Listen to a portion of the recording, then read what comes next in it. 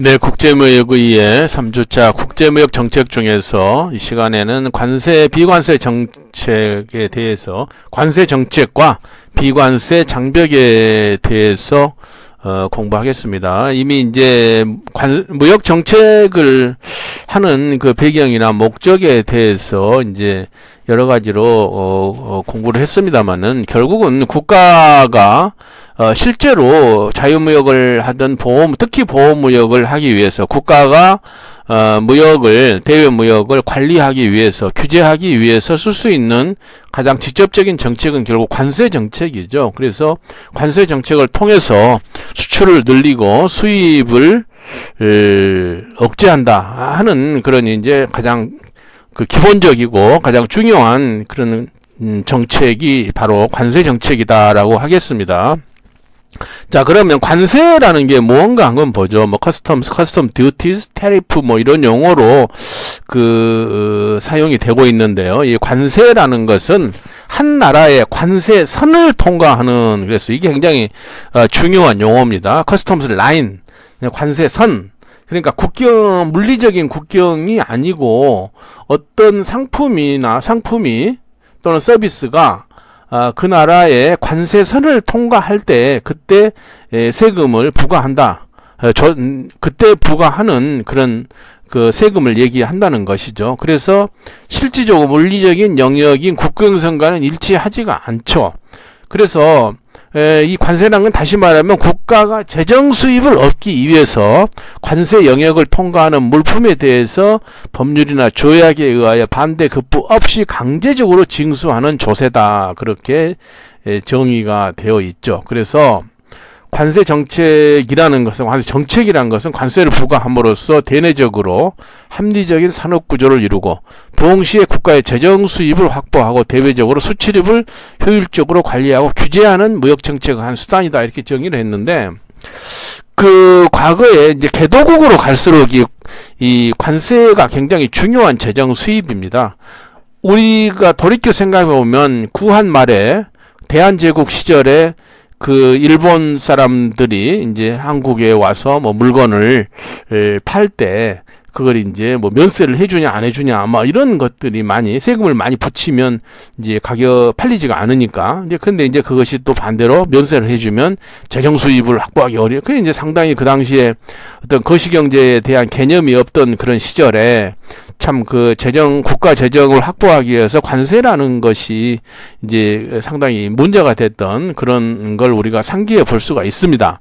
자, 우리가 관세선이라는 개념, 그냥 관세를 징수하는 그 기준이 되는 관세선인 경우에 우리 한국에 지금 이 관세 무역 자유구역이나 어떤 그러니까 산업단지 내에 있는 관세 자유구역이나 공항이나 항만에 있는 관세 자유무역 지역에 대해서 이렇게 지금 이쪽 지도에 지금 표시가 되어 있지 않습니까? 그러니까 산업단지에 관세를 안 내고 들어와서 바로 거기서 가공해서 나가게 되면 이제 자유무역 지대라고 하죠. 그리고 한편 이제 항만이나 공항에 이제 관세 자유무역 지역이 설치되어 있는 경우에는 그 지역에 수입품이 들어왔을 때까지는 관세를 내지를 않죠.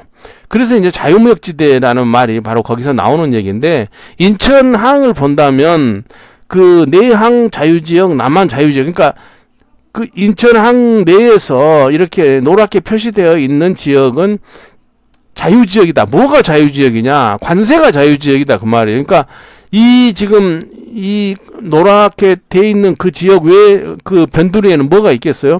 철조망이 아마 쳐져 있을 겁니다. 울타리가 쳐져 있을 겁니다. 그래서 이 울타리 밖으로 나가면 이제 관세를 내야 되는 거죠. 그래서 이 울타리, 이게 바로 관세선이다. 이렇게 볼 수가 있겠죠. 우리가 공항에 가면 인천공항에서 비행기를 탈 때 보면은 우리 이제 뭐 보안 구역을 딱 지나죠. 그게 이제 들어가 버리면 보안 구역을 지나서 우리가 여권을 보여주고 안으로 들어가면 거기서부터는 면세 지역 아닙니까? 바로 이제 그 지역이 바로 관세선이죠. 그러니까 물품이 안쪽에서 밖으로 나오려면 세금을 내야 된다는 얘기예요. 그게 이제 관세선이라는 개념을 여러분들이 이해해 주기 바랍니다. 자, 그 관세선에 대해서 좀 더 자세히 알기 위해서 교수가 이런 이제 그림을 지금 그렸습니다. 이게 아마 광양항일 것 같은데요. 광양 컨테이너 부두일 것 같은데, 광양 컨테이너 부두에 이제 여기에 지금 아직 이제 그 국내로 반입되지 않은 수많은 컨테이너가 지금 여기에 기다리고 있거나, 아니면 통관이 끝나고 이쪽에서 배에 실리기 직전에 이렇게 지금 그 야드에 지금 적치되어 있는 그런 컨테이너를 볼 수가 있는데요. 만약 수입된 컨테이너라고 한번 해보죠. 이것이 수입되어 있다. 수입해서 하얗게 놓은 컨테이너라고 할 때 이 밖으로 나오려면 어떻게 되죠? 세금을 내야 된다는 얘기죠. 세금 통관 절차를 거쳐야 되죠. 통관 절차는 세관에서 이제 그 물건을 에 대해서 심사를 해가지고 관세 얼마 내라 이렇게 하는 건데, 그 일을 누가 해주느냐? 주로 관세사. 요즘은 뭐 직접 개인이 직접 할 수도 있지만 대부분 관세사 사무실에서 그 화주의 의뢰를 받아서 이런 세금 신고를 이쪽으로 이제 통관을 위한 신청을 이렇게 세관에 하게 되면, 여기서 세관에서 오케이 세금 얼마 내세요. 그럼 세금 관세 내면은 그때 이 관세선 안에 있던 컨테이너가 이렇게 자동차에 실려서 밖으로 반출될 수가 있는 것이죠. 그래서 이 아직 통관이 안 된 지역에 있는 이 이 컨테이너들의 이 바로 선을 관세선이다 이렇게 얘기할 수 있겠고요. 네. 그래서 이제 이러한 관세선 밖으로 물건을 이제 끄집어 내기 위해서 여러 회사들이 지금 이제 그걸 이제 물류 기업이라고 하지 않습니까? 여러분 잘 아시는 대한통운, 뭐 한진, 주식회사 한진, 뭐 한솔, 현대택배 여러 이제 이런 큰 그 물류 기업들이 이 들어오고 나가는 화물에 대해서 세관에 신고를 해서 필증을 받아가지고 수출을 하거나 수입을 하거나 그렇게 하고 있습니다. 그래서 이 지역을 관세선이다. 이렇게 얘기를 할 수 있죠. 자, 그러면 관세 그 종류를 한번 보겠습니다. 어떤 종류의 관세가 있느냐. 물론 이제 관세 이 하나하나에 대해서 전부 그 법적인 조항이나 이런 걸 보려면 굉장히 복잡하겠습니다만은 여러분들은 이제 개론적으로 이렇게 보는 거니까 간단하게 용어 정도만 알고 넘어가면 되겠습니다. 관세를 언제 부과하느냐에 따라서 수입세, 수출세, 통과세 이렇게 되는데, 수입세라는 것은 이제 아까 그 관세선을 넘어올 때 국내로 반입될 때 부과하는 관세, 이건 아주 일반적이죠. 뭐 임포트 듀티, 그러니까 뭐 아는 거고요. 그다음 수출세, 수출될 때 부과되는 관세라는 얘기입니다. 그런데 우리나라는 수출품에 대해서는 영세율입니다. 영세율, 제로텍스라는 얘기죠. 왜 그러냐면 밖으로 나가는 달러를 벌어오는 행위를 하기 위해서 수출을 하는데 거기다가 세금을 더 매겨버리면 가격이 더 올라가 버리죠. 그래서 모든 수출품에 대해서는 텍스가 없어요. 그냥 이제 세금이 없이 그냥 나가는 거죠. 그런데 어떤 나라 같은 경우는, 우리나라에 이제 자원이라는 게 별로 없으니까 이제 뭐 해당이 거의 안 됩니다만은, 어떤 나라들은 이런 게 있습니다. 뭐 그 천연 자원이나 이런 걸 수출할 때 거기다가 세금을 매길 수가 있습니다. 네. 주로 이제 천연 자원이나 이런 걸 이제 그 자원이 그 나라 수출품의 대부분을 차지하는 그런 나라에서는 이런 자원에 대해서 수출세를 부과하는 경우가 있습니다. 통과세, 그냥 통과만 한다고 해서 물품에 대해서 부과된, 앞에서 우리가 1주차에 그런 거 봤죠. 뭐 그 우회무역, 뭐 통과무역, 뭐 이런 건데, 그때 그 통과하는 물품에 대해서도 세금을 매기면 그 통과세가 된다는 것이죠. 두 번째, 관세의 부과 목적에 따라서, 목적은 재정관세와 보호관세 그랬는데, 재정관세라는 것은 재정수입 확보를 위해서 하는 걸 뭐 재정관세라 하고, 보호관세는 국내 산업을 육성 보호하기 위해서 하는 것을 보호관세라고 한다. 그렇게 알면 되겠고요. 부과 기준에 따라, 이건 굉장히 중요합니다. 이건 굉장히 중요해요. 시험에 자주 나오는 거죠. 종가세. 종가세는 수입된 물품의 가격을 기준으로 부과를 하는 것이죠. 보통 그 수입 물품에 대해서 CIF 가격에 대해서 그 수입 그 가격으로 해가지고 거기다가 관세를 매기는 기준이 되죠. 그러니까 이제 그 통상 수입하는 그 바이어들은 어떻겠습니까? 가급적 가격을 낮춰서 수입을 해서 세금을 덜 내려고 그렇게 많이 노력을 하겠죠. 그러다 보니까 이제 개도국 같은 데는 사실 우리가 어떤 이중으로 이게 수입 무역 계약을 맺거나 이렇게 해가지고 가격을 낮게 이렇게 해서 들어가는 경우가 많은데, 또 그거에 대해서 이제 세관에서는 일반적으로 국제적인 가격이 얼마고 일반적인 가격이 얼마인데 100원인데 50원을 해갖고 왔다 그러면은 100원에 대해서 100원으로 쳐가지고 그걸 관세를 물린다든지 그런 것 때문에 이제 국가 간에 분쟁이 발생하기도 하고 여러 가지 일들이 발생하죠. 그래서 이제 어쨌든 종가세라는 것은 가격에 대해서 부과하는 거다. 종량세는 이제 개수에 대해서 부과하는 것이죠. 네. 근데 주로 이제 종가세가 많고 종량세는 그렇게 많지는 않다고 봐야 되겠습니다. 혼합세, 종가세와 혼합세를 같이 적용하는 걸 이제 혼합세라고 하는데, 지금 수입 맥주가 있어요. 이게 지금 우리나라에 그 수입 맥주가 이제 전 세계 맥주가 거의 다 와 있다시피 하는데, 전에는 수입 맥주가 거의 들어오지를 못했습니다. 왜냐하면 워낙 그 관세도 높고 그러기 때문에 세금이 높아서 별로 들어오지 못했는데, 요즘 이제 그 가격이 낮아지면서 일본, 유럽 이런 데서 많이 이제 그 맥주가 수입이 되는데, 맥주가 그동안에 종가세였어요. 종가세 가격에 대해서. 그러니까 그 국내에서 생산되는 그 맥주는 이제 출고 가격에다가 이제 세금을 매기니까 굉장히 비싸게 됐죠. 그런데 수입 맥주는 그 관세를 들여오는 수입 관세에다 이제 수입 가격에다가 매기니까 수입 가격을 낮게 매겨 들어와 버리면 어떻게 되죠? 굉장히 그 가격이 오히려 국내산 맥주보다 더 저렴해지는 그런 문제가 발생하니까, 그러니 형평성을 없애기 위해서 국내 맥주 업체 기업에서 많이 불만을 제기를 했죠. 그래서 맥주가 지금은 이제 종량세로 작년부터 바꿔졌습니다. 네, 그런 걸 이제 보면 종가세, 종량세가 이제 그 어떤 품목이나 상황에 따라서 이렇게 적용된다는 걸 여러분들 알 수가 있겠죠. 자, 네 번째, 과세의 성격에 따라서 국정관세, 그럼 국가에서 독자적으로 하는 거. 협정관세는 뭐냐? 협정은 외국과의 어떤 조약이나 어떤 협정이나 어떤 약속에 의해서 부과하는 관세를 우리가 협정관세라고 하는데, 가장 이제 일반적인 게 WTO 양어관세. 어느 나라가 국제무역기구에 WTO에 가입하려면 나는 다른 나라에 대해서 어떤 관세를 하겠습니다, 관세율을 적용하겠습니다 하는 것을 이게 스스로 신고를 하죠. 그래가지고 오케이, 넌 됐다 이렇게 하면 이제 가입이 되고 그런 거죠.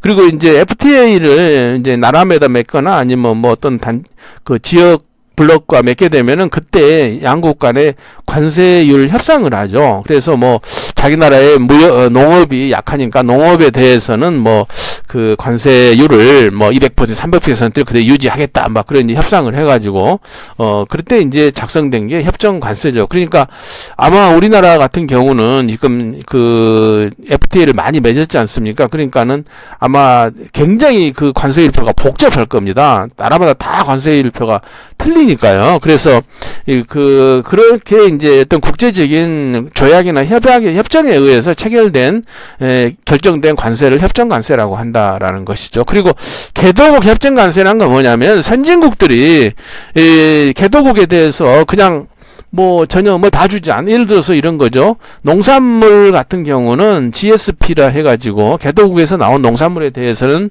선진국이나 중진국들이 관세를 저렴하거나 면세로 이렇게 들어오게 그렇게 국제적으로 협정을 맺고 있어요. 그럴 경우에 우리 대한민국도 과거에는 그런 개도국 지위를 인정받아가지고 좋은 관세율로 아니면 면세로 이렇게 수출을 많이 했던 시절이 있죠. 지금은 이제 그 지위에서 벗어났기 때문에 우리나라는 해당이 없겠습니다. 탄력관세, 네, 이게 이제 좀 복잡한데요. 이게 이제 어떻습니까? 그 무역을 이렇게 국제 간에 하다 보면 어떨 때는 갑자기 어떤 변동이 생겨서, 아니면 우리나라에 너무 어떤 상품이 많이 어느 나라에서 너무 싸게 들어와가지고 굉장히 우리나라 그 기업이 위태롭다, 아니면은 다른 어떤 그 문제로 인해서 갑자기 좀 그 관세를 내려야 되겠다, 올려야 되겠다, 이런 것들을 이제 그 국회가 정부에 이걸 위임해 준 거, 그걸 탄력 관세라고 그래요. 그러니까 이제 그 세율이라는 것은 헌법에 의해서 국회가 정하게 되어 있습니다. 그런데 이렇게 뭐 매번 국회가 법을 고쳐서 할 수 없잖아요. 그래서 이런 탄력관세 제도라는 것을 정부한테 그런 조정할 수 있는 권한을 행정부에다가 위임해 가지고 그때그때 빨리빨리 할 수 있게 해준 것이 탄력관세. 여러 가지 덤핑 방지 관세, 상계 관세 등등등 이런 게 많이 있죠. 우리가 미국의 과거에 1900 아마 한 90년대 이럴 때 미국에서 한국에 대해서 굉장히 그 무역 이제 그 제소를 많이 했죠. 그래가지고 여러 가지 뭐 그 반등핀 조사도 하고 뭐 관세도 매기고 막 그렇게 했던 그런 시절이 있는데, 요즘은 오히려 우리나라 상품이 그 외국에 대해서 하는 것보다는 오히려 외국 상품이 우리나라에 들어오면서 그렇게 덤핑을 한다든지 막 그런 경우들도 많이 있습니다. 그래서 그 탄력관세 종류를 한번 볼까요? 첫 번째 덤핑 방지 관세. 이건 뭐냐면 다른 나라가 지나치게 낮게 막 그 너무 낮은 가격에, 국제 가격보다 훨씬 낮은 가격으로 막 상품을 우리나라에 수출하려고 하면은 그런 덤핑률만큼 세율을 관세를 더 붙여가지고 가격을 올려버리는 그걸 이제 덤핑 방지 관세라고 하고요. 상계 관세는 그 다른 나라가 아까 그 수출 장려금이라는 거 있다고 했지 않습니까? 자기 나라 상품이 싸게 이렇게 나가게 할 수 있도록 막 뭐 보조금을 막 준다 이거죠. 그러면 그만큼 그 수입국에서 그 보조 금액만큼 그 세금을 관세를 부과할 때 상계 관세라고 한다 이거죠. 보복 관세는 어떤 그 다른 나라가 자기 나라 상품에 대해서 막 관세를 매긴다. 그러면은 보복해서 관세를 매긴다는 거죠. 보통 이제 무역 분쟁이 났을 때 이런 걸 많이 해요. 그러니까 지금 뭐 미중 무역 분쟁에서 미국이 중국산에 대해서 뭐 25% 관세를 매기겠다. 그러니까 중국도 뭐 다른 거에서 매기겠다. 뭐 이렇게 하는 게 바로 그런 게 보복 관세의 어떤 그 한 예라고 하겠습니다. 긴급 관세, 갑작스러운 수입 증가로, 그렇죠. 이럴 수 있습니다. 그러니까 예를 들어서 뭐 어느 나라에 우리가 이제 그 농산물 같은 경우에 그렇게 많이 하는데, 평소에는 농산물이 조금씩 들어오다가 갑자기 어느 나라에 생산이 많이 돼가지고 엄청나게 싸게 막 농산물이 들어온다 그러면 우리나라 농촌이 다 힘들어지잖아요. 그래서 그럴 때는 어떤 거 할증해서 관세를 막 이제 긴급히 부과해서 혼란스럽지 않게 국내산에 보호되게 하는 것을 말합니다.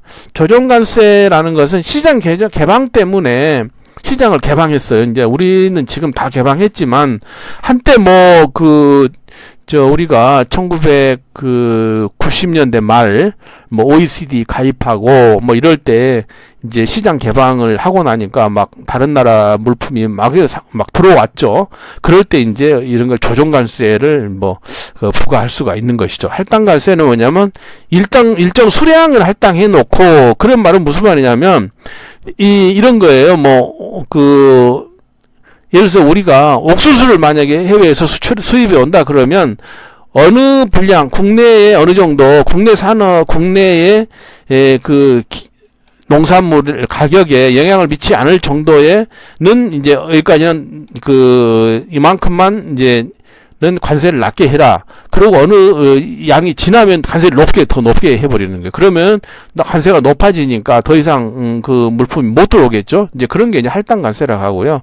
계절 관세, 그렇죠. 계절적으로 이제 자기 나라의 농산물이, 예를 들어서 가을에 우리나라 농산물이 많이 생산되잖아요. 그럴 때 다른 나라에서 마구 들어와 버리면 안 되잖아요. 그래서 그때는 관세를 이제 높이고, 농한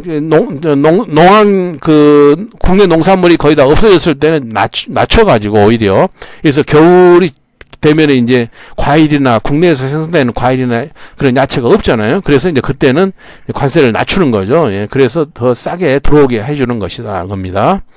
편익관세, 협정세율의 적용을 받지 않는 특정국의 특정 상품에 대한 협정세율의 범위 내에서 관세상 편익을 부여하기 위해서 부과하는 관세다, 이런 겁니다.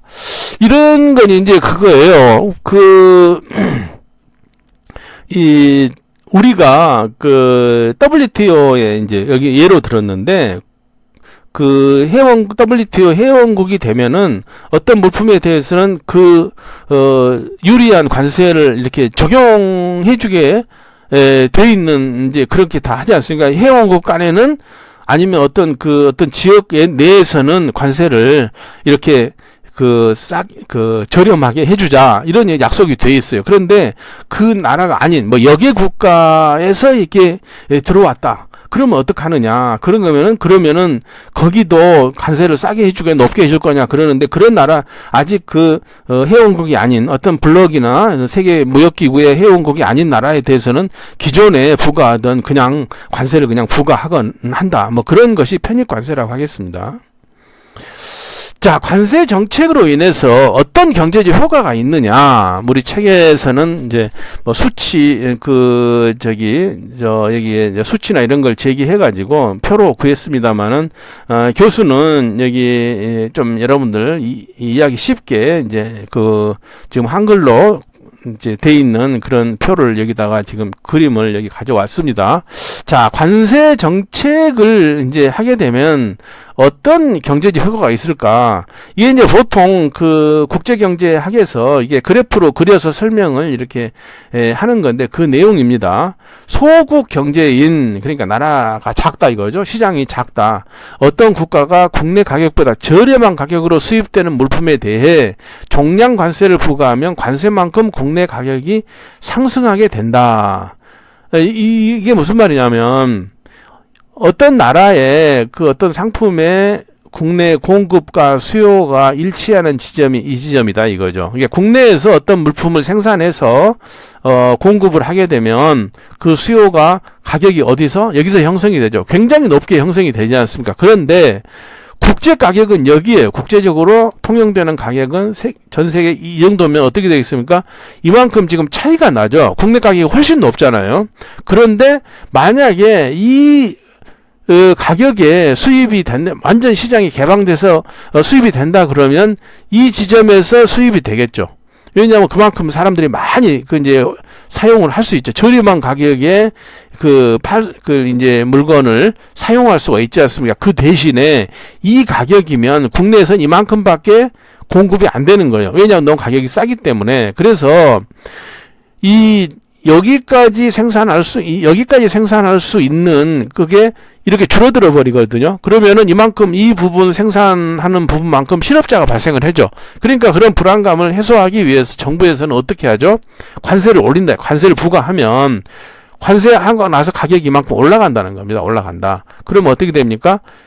국내 가격이 올라가니까 국내에서는 이만큼 더 공급을 하게 되죠. 이만큼 더 생산을 더 할 수가 있게 되죠. 그리고 해외에서 들어올 것은 여기가 아니라 여기까지 되는 거예요. 이만큼 줄어들어 버리는 거예요, 이게. 그러니까 국내에서는 국내의 소비자들은 이만큼 이제 소비를 하게 되는데 어떤 효과가 됩니까? 여기까지 더 많이 소비를 할 수 있는데 이거밖에 소비를 못 하게 되는 결과를 처리한다는 거예요. 그래서 이 관세를 부과하면 이만큼 국내 가격이 이렇게 올라가기 때문에 그만큼 공급이 국내 생산돼서 공급이 증가하는 반면에 국내 수요가 감소하게 된다는 얘기죠.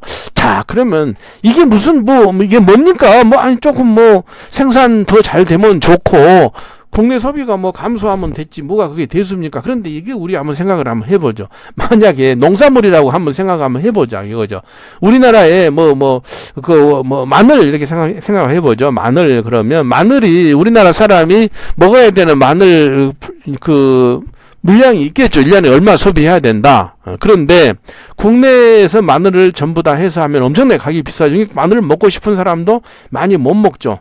그래서 국제 가격만큼 가격이 다운된다면 많은 사람들이 마늘을 더 많이 먹을 수 있을 텐데 관세를 부과해서 가격이 더 올라갔기 때문에 마늘 소비량이 줄어들게 억제가 된다 이거죠. 그러면 사람들이 어떻게 됩니까? 자기도 마늘 먹고 싶은데 여기만큼 해당되는 사람들이 어떻습니까?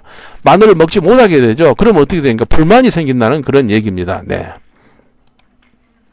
그래서 이제 관세 정책의 경제적 효과가 이런 관세를 하게 되면 소비 효과 방금 얘기했습니다. 소비에는 수입품 가격이 상승해서 소비가 줄어든다. 이건 뭐 이제 일반적인 그러니까 이제 소비 수요 그러니까 수요 공급 곡선이 이제 경제학적인 그런 분석에 할 때 그런 걸 의미하는 겁니다. 그 다음에 산업 보호 효과. 그렇죠. 뭐, 국내 산업이 수입이 억제되고 국내 생산이 늘어나니까 국내에 있는 공장들이, 실업자가 덜 되고 어느 정도 그 조업률이 올라가게 되죠. 그러니 이제 그래서 사업 보호 효과가 있다. 재정 수입, 물론 이제 세금을 더 거둘 수 있고, 국제 수지 개선 효과, 그렇죠. 만약에 그 수입이 지나치게 많이 되게 되면은, 당연히, 그만큼, 달러가 밖으로 나가버리게 되는, 네, 그런 상황이 되죠. 잘못됐네. 5번입니다. 소득 재분배 효과, 네. 그렇죠. 이제 그 수입품을 소비하는 소비자에게는 실질 소득을 감소시키고, 수입품과 경쟁하는 생산업체의 소득을 증가시킨다. 그렇습니다. 그러니까 이제 물론 그 소비를 해야 되는데도 하지 못하는 그런 불만이 생길 수 있는 거와 그와는 별개로 어쨌든 소비자들에게는 어느 정도 그래도 이제 그 좀 낮은 가격에 이제 소비를 할 수 있게 해준다. 뭐 그런 거라든지 아니면 그 국내 생산업자에게는 또 생산량이 올라가니까 이제 그 공장을 돌려서 소득이 늘어난다. 그런 뜻이 되겠습니다. 그래서 그런 경제적 효과가 있다. 그런 거고요. 관세의 실효 보호율이라는 얘기가 여기 있어요. 그러니까 관세를 부과했을 때 이제 아까 그래프에서 봤잖아요. 이제 관세를 부과하면 국내 가격이 올라가고 이제 한다. 그래 이제 국내 산업은 이제 보호가 되고 수요는 이제 억제가 된다. 소비가 억제가 된다. 이제 그 얘기를 했는데 좋아요. 이제 아주 좋은 일인데 문제는 뭐냐면 사람들이 어느 정도 싸게 소비를 해야 할 수 있는 걸 다 알고 있는데 정부에서 세금을 막 관세를 붙여가지고 국내 산업을 보호한다는 명목으로 국내 소비자들이 소비를 못하게 된다 이거죠. 그렇게 되면은 불만이 생기고 되고 같이 하면 정치적 불안까지도 이제 생길 우려가 있는 것이죠. 그래서 관세를 이렇게 부과를 높게 할 수도 있고 할 수 없는 품목도 있을 수 있고 그 품목에 따라서 그게 다르다는 것이죠. 그래서 관세를 부과했을 때 어느 정도의 그 국내의 부가가치에 미치는 영향 이 뭐냐 이걸 따져보는 게 그 실효 보호율이다 뭐 그렇게 용어를 한다고 합니다. 그래서 이제 이런 실효 보호율을 높이기 위한 조치로서 여러 나라가 특히 이제 그 개도국들이 그렇게 하죠. 예를 들어서 자동차를 이제 수입에다 쓰게 되면은 자동차 수입하는 딜러는 뭐 고용 효과가 있을지 모르지만 자동차가 완성차로 들어오면 어떻게 됩니까? 고용이 안 되죠. 그래서 세계 여러 나라들은 자동차가 어느 정도 수입이 되게 되면은 우리나라에서 이걸 조립해라 이렇게 얘기를 한다는 겁니다. 그러면 그 나라가 이걸 생산할 능력이 없죠. 그러면 어떻게 됩니까? 그 자동차 수출국에서는 자동차 부품 내지는 부분품을 이렇게 전부 그 나라로 실어와서 여기서 조립해서 생산을 이렇게 전용적으로 하게 된다는 겁니다. 자, 그러면 무슨 일이냐? 이제 이때 이 조립 공장으로 들어오는 부품들에 대해서는 중간재 아닙니까? 중간재. 그러니까 여기는 관세를 낮게 해주거나 심지어 면세를 해주죠. 면세를. 그래가지고 여기서 이제 조립하는데 사람들이 많이 필요하잖아요. 이 조립 공장에. 그러면 이게 고용 창출이 된다 이거죠. 그래서 국내 시장에 자동차를 공급하게 국내 시장의 그 수요에 맞춰줄 수 있게 그렇게 하는 정책들을 많이 하고 있습니다. 네. 그래서 우리나라 지금 현대 기아 자동차도 해외에 공장을 심지어 뭐 미국에도 지금 공장을 가지고 있지 않습니까? 그러다 보니까 그게 뭐냐면은 그러니까 다시 한번 정리해서 이 중간재를 수입할 때는 관세를 면제하거나 아주 낮게 해주고 완성차를 직접 가져올 때는 관세를 높게 한다 이거죠. 그러면 이게 너무 지나치게 가격이 높아서 안 팔리죠. 이게 가격을 더 생산 단가를 낮추고 그 판매가를 낮추기 위해서 이런 이제 중간재로 가지고 들어와서 여기서 현지에서 조립 공장을 만들게 된다는 것이죠. 그래서 이런 것을 이런 이제 공장을 할 수 있게 도와주기 위해서 중간재를 수입관세를 낮게 해주거나 면제를 해주는데, 그러니 이제 정책을 쓰게 되죠. 그래서 이 이제 자동차 생산국들이 그 나라의 그 소비국에 가서 부품이나 부분품을 가지고 가서 이 조립 공장을 만드는 걸 뭐라 하냐면 넉다운 생산이라고 하면 KD 생산이라고 그런 용어를 씁니다. KD 생산이라고. 그런데 그 KD 생산은 보통 세 가지의 그 방식이 있어요. DKD deassembled, 그러니까 조립됐던 걸 다시 푼다 그런 뜻이죠. 그러니까 통상 이 녹다운 방식은 자동차 부품 상태로 이쪽으로 공장에다 보내는 것이 아니라 실제는 자동차가 다 생산돼서 완성차가 됐어요. 그러면 자동차를 가까운 그 나라의 항구에 끌고 가서 거기서 자동차를 바퀴도 빼고 엔진도 드러내고 그렇게 해가지고 다시 공장에 가서 재조립을 합니다. 그런 걸 왜 합니까? 그러는데 실제 그 과거에 그 대우 자동차가 그 슬로베니아의 코퍼라는 항구에 그쪽으로 보내서 거기서 창고에서 그걸 이제 바퀴도 빼고 뭐 엔진도 뜯고 해가지고 철도를 통해서 폴란드에 있는 공장으로 보냈어요. 그걸 왜 하냐 이거죠. 그게 더 훨씬 더 그 원가가 절감된다는 겁니다. 부품 상태로 보내는 것보다. 그래서 이제 그런 이제 그것도 그런 이제 방식의 그런 자동차 조립 공장을 했는데, 이렇게 바퀴 정도 내리고 뭐 엔진 정도 내리는 그런 정도를 DKC 방식이라고 하고요. 그 다음에 조금 더 많이 이제 그 분해하는 것을 세미 넉다운이라고 그럽니다. 중간 분해 이렇게 하고, 더 많이 이제 분해하는 것을 컴플리트 녹다운이라고 그래요. 거의 부분품 상태까지 이제 빼는 것을, 분해하는 것을, 그래서 이제 CKD라고 합니다. 그래서 CKD, SKD, DKD 방식이 있습니다. 이 녹다운 생산 방식에는. 그래서 이게 왜 이런 걸 하느냐, 바로 중간재를 보냄으로써 관세를 낮게 하고 그 나라에 대해서는 그 고용을 창출하는 그런 효과를 주기 위해서 이런 걸 한다라고 이해하면 되겠습니다. 자, 네, 죄송합니다. 비관세 장벽인데 이게 세자가 빠졌네요. 예, 비관세 장벽에 대해서 이제 간단히 좀 보도록 하죠.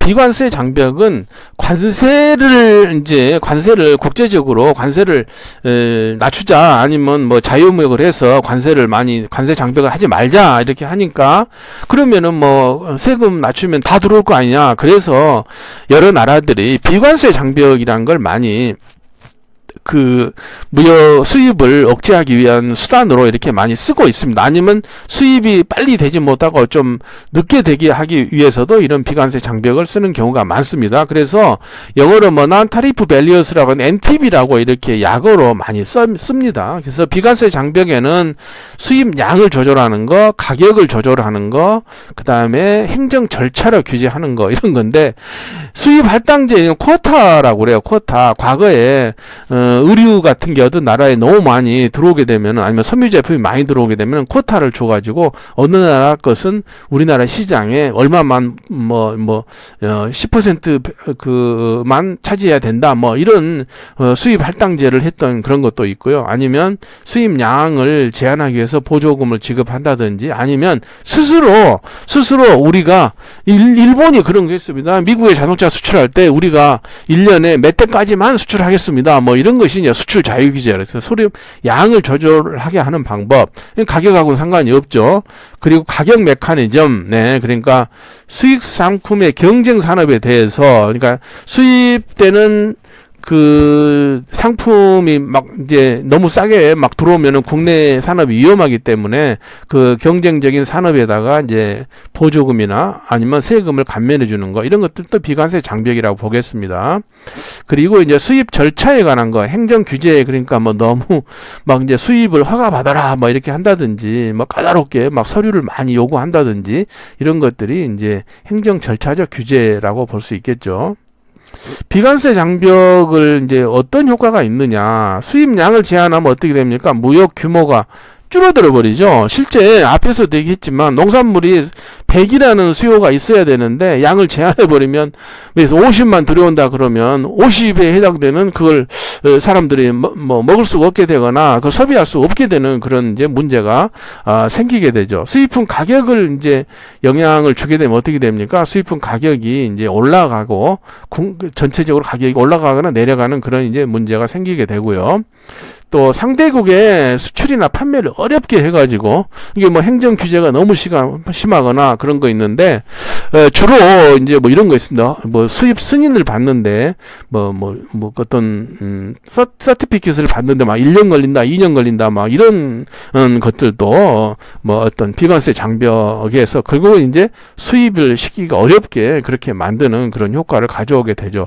그래서 이 표는 뭐냐면은 이 표는 그 한국에 대해서 여러 나라들이 어떤 그 비관세 장벽 아니면 뭐 덤핑 관세, 뭐 상계 관세, 세이프가드 이런 걸 발동하고 있느냐 하는 걸 이제 표로 보여주고 있습니다.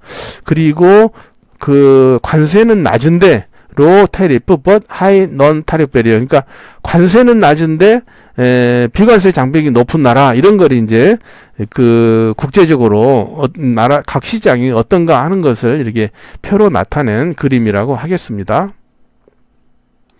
여기까지 관세 비관세 장벽에 대해서 공부했고요. 다음 시간에는 무역진흥 정책에 대해서 공부하겠습니다.